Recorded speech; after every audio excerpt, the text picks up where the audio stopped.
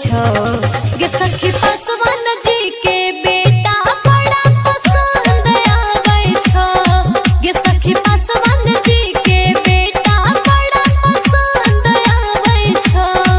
भारे ऊपर से नीचा देखै में ब्यूटीफुल लागे छे, ऊपर से नीचा देखै में ब्यूटीफुल लागे छे।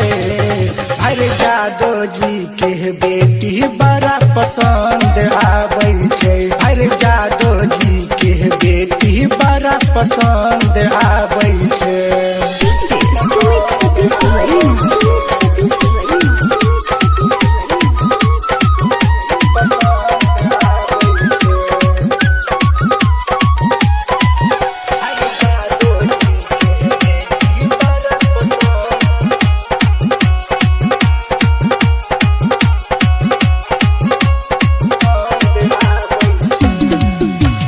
देखे में पातर छीतर छै गे लागे छै बड़ा हसीन गे,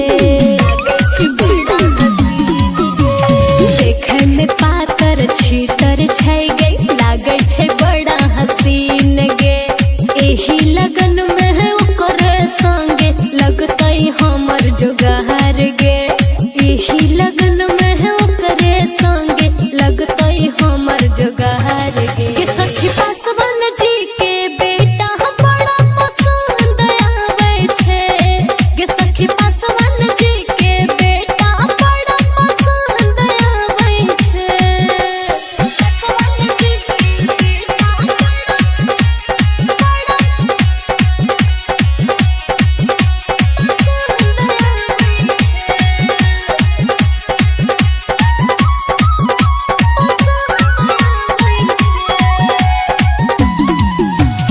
कमर देख के नंबर लेबो करे छियहु कॉल गे,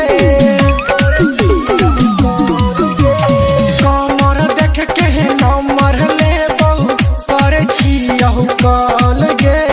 देख के तोहर चढ़ल जवानी होई है माथा फेल गे, पहिले रात में चोच सटा के लेबो साइट गे, पहिले रात में चोच सटा के लेबो साइट गे। अरे जादव जी के बेटी बड़ा पसंद आवे छे, अरे जादव जी के बेटी बड़ा पसंद आवे छे।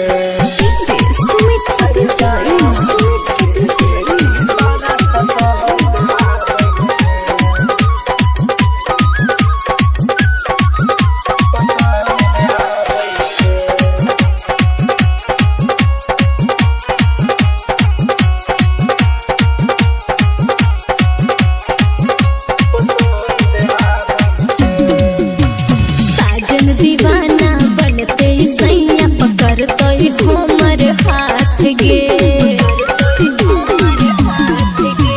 साजन दीवाना बनते सैया पकड़ते हमर हाथ गे।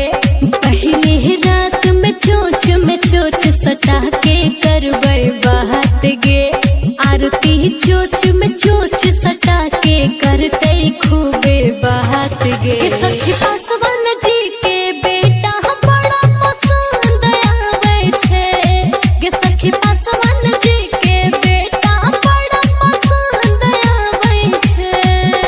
हाँ ठीक है बात है, बूझी गरा पासवान जी के लड़का पसंद आवे छे। हाँ बिल्कुल सही बात है हो दादा।